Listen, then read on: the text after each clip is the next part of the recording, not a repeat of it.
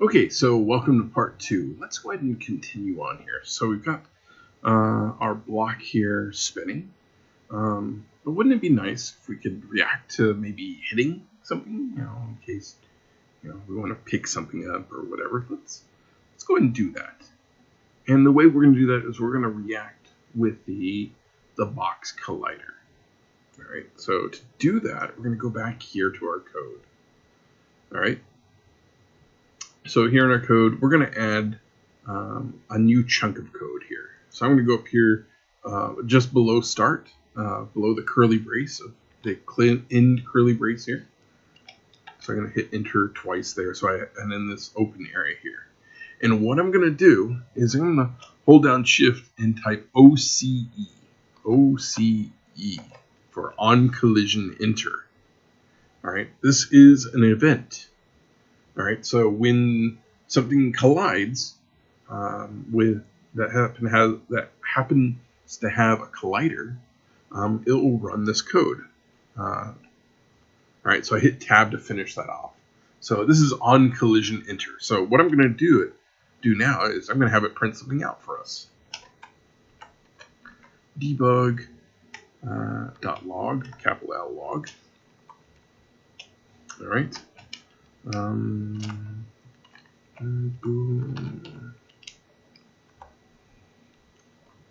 All right, and a semicolon at the end. So let me save that real quick. So I've got it saved, and let's go ahead and give that a run. All right, so let me go ahead and hit play on this, and we're going to notice it's not doing anything. It's just saying hello world there. I'm going to run up that and run into it. Doink. Hey, look. It's doing that. It's kabooming there every time we hit that. So we know that is working. All right, so that's cool and all, but what if we made it do more? What if we wanted to change a color? All right, so let's go ahead and do that. Let's make it change a color. So what I'm going to do is I'm going to type in here real quick, and it's going to look like voodoo. All right, don't worry about that. I will explain what it's doing here when I get done real quick. Okay, renderer. Render R equals game object, lowercase g game object, dot get component, right? Greater than, less than, and inside of here we're going to type in renderer, right? Open and close parentheses, semicolon. All right, that's line 1. Line 2 is going to be R dot, we're looking for material right there, dot, we're going to choose set color. All right, open parentheses for this, and we're going to do quote underscore capital C color. All right, comma, and then we'll give it a color. Let's call it color dot, how about magenta? All right, and there we go. Okay, so we've got this typed in here. Let's go ahead and give it a run so you can see what's happening here. All right, I'm going to save this, and we'll come back and explain it real quick. All right, so let's give this a run.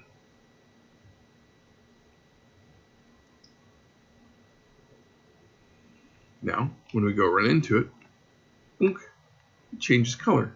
Changes to magenta, or a magenta-ish color, right? Cool, right? So let's go look at what happened. All right, so in this first line of code, what I'm doing is I'm creating a variable here of type renderer and calling it R. I know, really creative, right? And I'm asking the object that our script is attached to, give me your renderer component. All right, so that's the part that draws it on screen. All right. With that, I'm going to go look at the materials that are attached to this, and I'm going to set a color.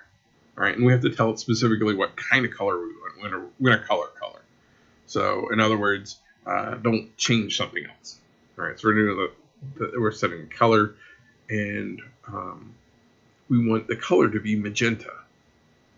All right, so that's on collision enter, and that's us changing the colors. Now, there's on collision enter, but we also have on collision exit, and it's very similar to what it does, except instead of running the first time a collision happens, it'll run the last time it happens. The frames we're talking. So I'm going to copy this. I'm going to hit Control C and go down here to below it and paste it in. All right, so it's going to give us a red squiggly here saying, hey, you can't do that. There's already one there.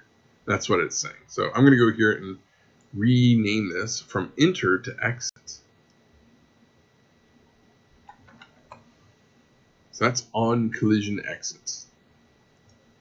All right, and I'm going to change the color from color.magenta to color.white. So color.white is the default color, because this color is acting kind of like a filter. All right, so we're going to hit save on this. All right, so it's saved, and let's give it a run.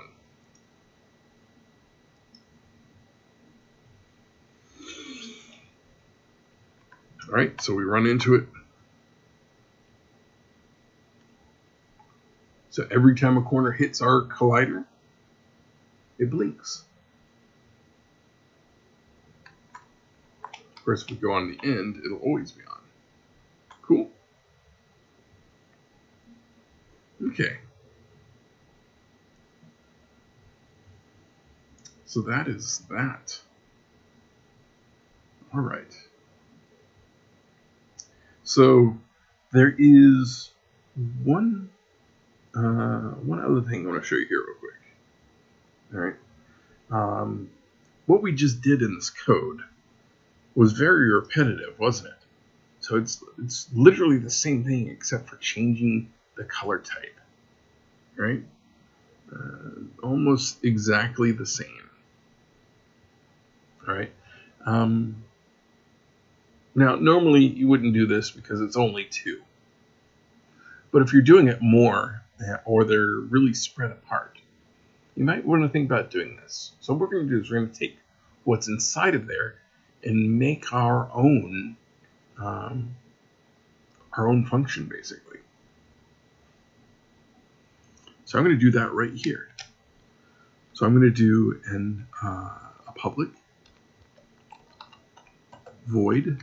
So void basically says we're not going to send anything back. Change the color. Oops. I put a space there accidentally. All right, open parentheses. And we're going to tell it we want a color. We want to take in a color.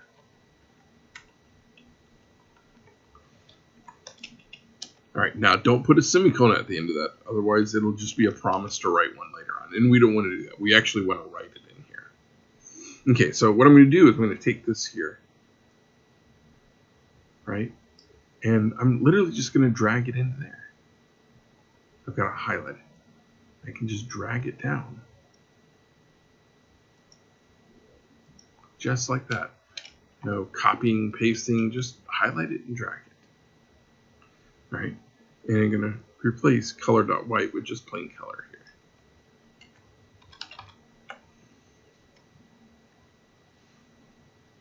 here. Okay, so I've got that.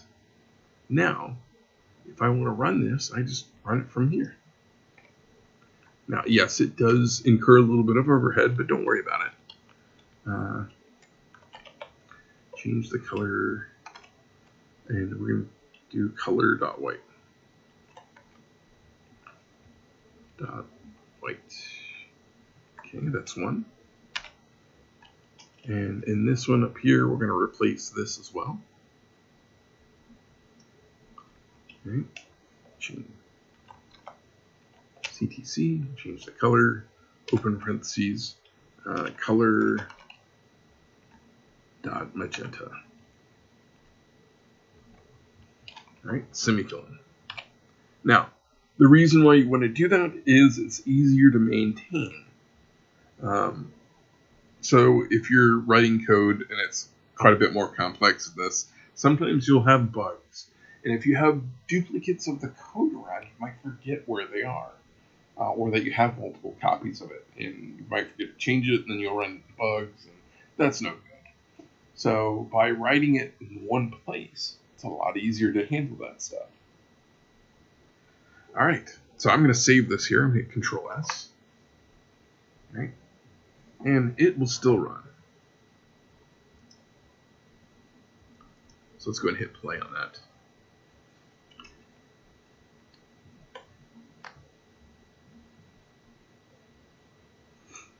Cool. All right.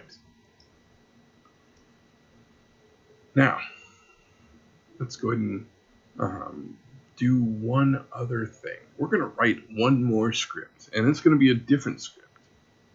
All right. So let's go ahead and jump in here real quick. And what I'm going to do is I'm going to create an object. So I'm going to create 3D object, and I'm going to choose cylinder. All right. So this cylinder is going to be something that we can run into here. All right. So it's a cylinder. I'm going to hit add component on that. All right, and what I want to do is go down here and do a new script, and I'm going to rename that. Okay, so one of the things I found out is if you've got a thing going on here and it's not allowing you to type in, you should go ahead and just select it. It's wanting input.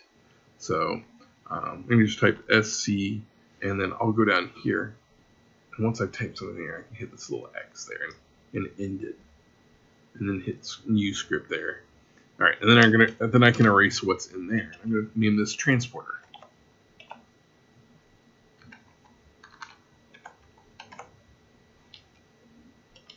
All right, that's gonna create a script called transporter and attach it to that object. All right, so we've got that. And we'll go ahead and go into our script. All right. So in this case, I don't need a start. So I'm actually going to get rid of it. And that's completely okay. You can get rid of it with no problems. All right. I am going to create a variable here called int, a public variable. Public int. And we're going to call it destination. All right, and the reason why we're doing that is we're going to create a transporter, and what it's going to do is when you touch it, it's going to take you to another screen, to one of the other scenes themselves. All right, so with that, we got that here, and below it, I'm going to write another function. This one's going to be public.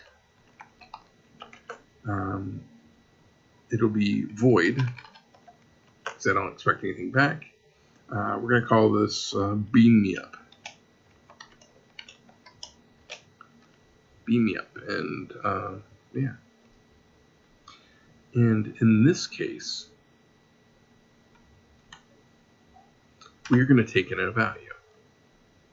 All right, and it's going to be an int, and we'll call it dest.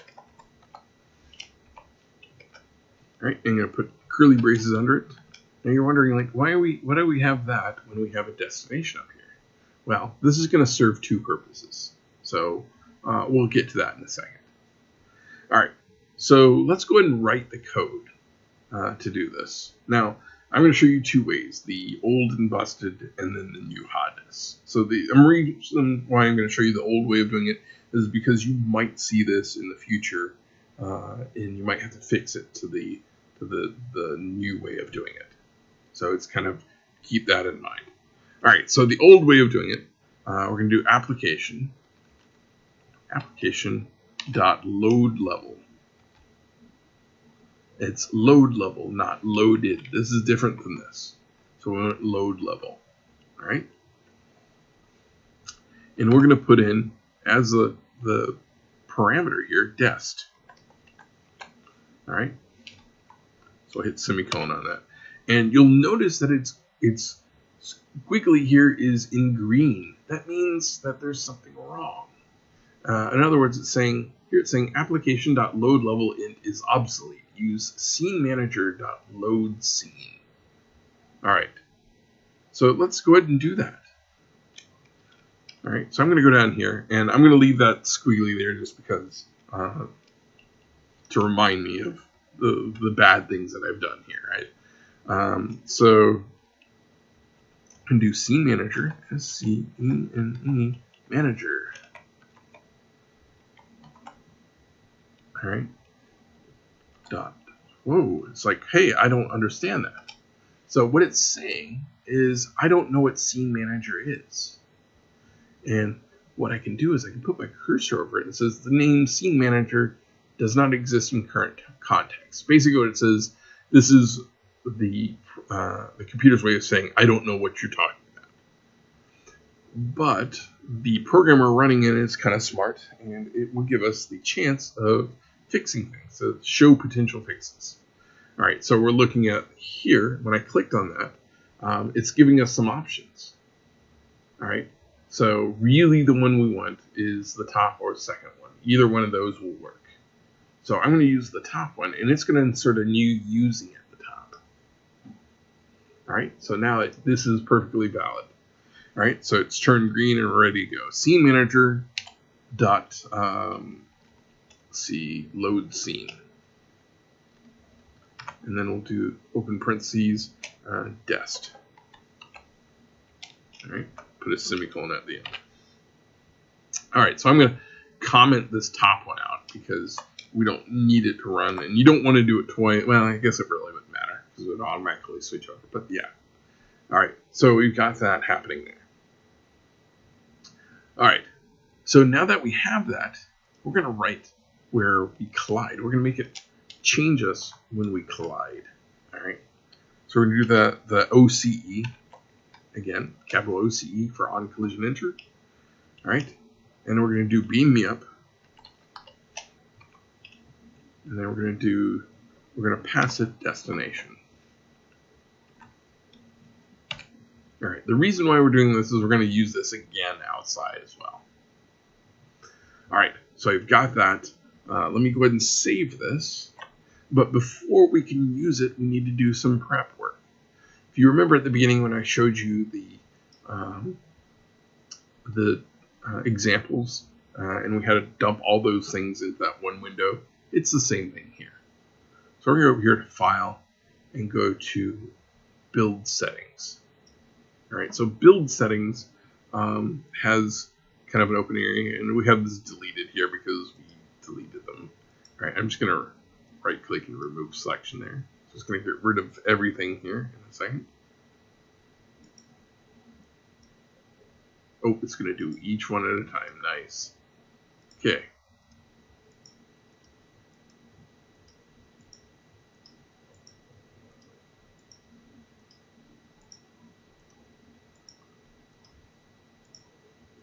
All right, so let's go ahead and add our open scenes. So that's our current one. And we're going to go back here to the project and find our island. And I'm going to drag the island in as the second one. All right, so you want this one is the first one, and the island is the second one. And you'll notice on the far right-hand side, we have a 0 and a 1. These are the indices of the scenes. Computers like counting at 0, so it starts out at 0. All right, so let's go ahead and close this out. All right, we've got it closed out. Let's go ahead and save our scene. File, save. Let's give it a run. We hit play. And I'm going to run over, then run right into it. Ready? Doink. It took us right to the beginning here. It's resetting our view. The reason for that is we have not configured our transporter yet. So I'm going to select it. And if we look over here, our destination is 0 right now, right? If you remember, destination 0 is this scene. So if we change this from 0 to 1, all right, just hit enter on that. Let's give it a try.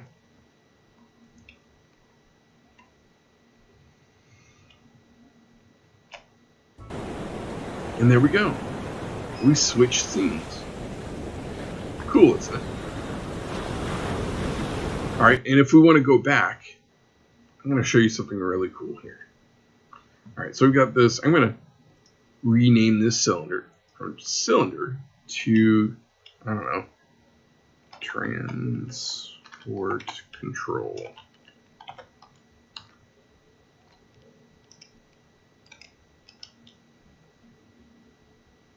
All right, and I'm going to create what is called a prefab out of this. So a prefab is basically, think of it as a cookie cutter.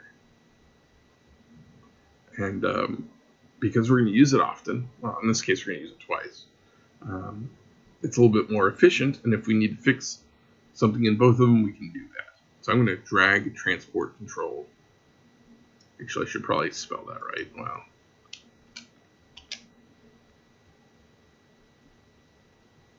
So I'm going to drag this down here into the project browser. So you'll notice it turns blue up there, and we get a copy of it down here. All right, so that's pretty cool. Let me save this. File, save. I'm going to save the project as well, because sometimes things go wrong. All right, so we're here, and I'm going to go back to the island. All right, and third-person controller to see where we're at. And I guess I'm going to throw one of them in here. So I literally just take it and I drag it in. And that's all I have to do. Actually, I should go here and change the destination to 0. But all right, so I'm going to save this and give it a run.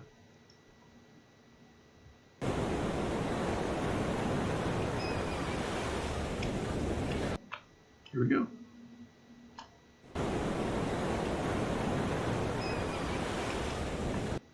There you go. Okay. So we've done that. We've got our scripts working here. I'm going to end this one here right now because we've got at least 2 more things to do. One of them being a user interface, and the other, I need to show you how to build and turn in your project.